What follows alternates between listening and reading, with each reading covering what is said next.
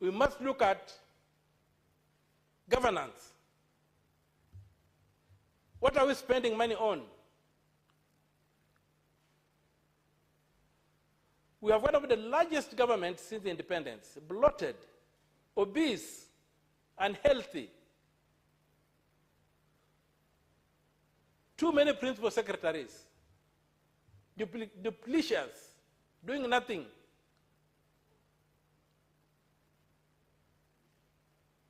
When you look at the statement of actual revenue and net expenditure issues that is released by the Treasury every 21 days after the end of every month, you see a litany of abuse of our public finances that tells you there's no intention to develop this country. On the floor of this House, I've raised a statement about 19.6 billion shillings, which was spirited out or siphoned out of the consolidated fund using a vote head for consolidated finance services.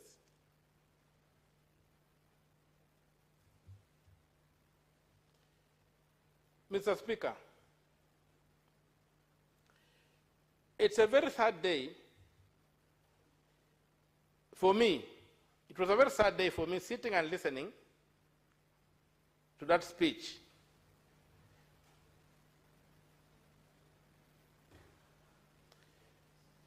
Look at a concept like the various funds that are being talked about, the Weather Fund, the Women Fund, whatever fund, and you look at Article 206 of the Constitution. It tells you how to establish a fund. It must be established by an Act of Parliament. Where is the Act of Parliament establishing the Weather Fund or the Women's Fund or whatever, all these funds we have? Secondly, when these funds are set up, they cannot take money from the consolidated fund. Funds must be financed by money excluded from the consolidated fund. So we celebrate and we believe that we shall break the law to achieve progress. There is no choice between the law and development in this country. There is no choice. If we want to develop, we must follow the law. If we don't want to develop, then we break the law. There's no choice. The law and development are not mutually exclusive. The law and development are two legs upon which this nation must walk. Assuming the nation is a human being, if there are four legs, if it's a four-legged animal. So, His Excellency's speech to me was simply a public relations exercise. It was simply for him to demonstrate his skills at public speaking. He speaks very well in the public, and he did well. But it was devoid of substance, devoid of a blueprint, devoid of a marking scheme.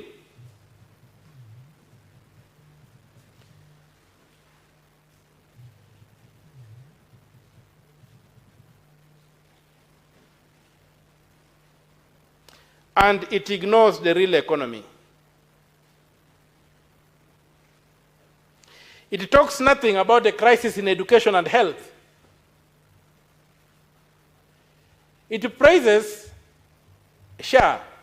Yes, SHA is a premium funded, you pay premiums to belong to SHA without discussing its pros and its words and all image. You have to pay a premium to access SHA. On the other hand, it's masquerading as universal health care, Mr. Speaker, across the world, beginning with the United Kingdom and most of Europe. And even this country where when you and me were kids, there was universal health care.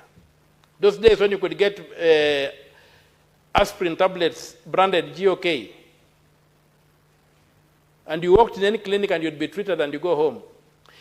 Universal health care can only be funded by direct taxes. Just like a road built by taxes and anybody can walk on it. Once you introduce premiums, it ceases being universal.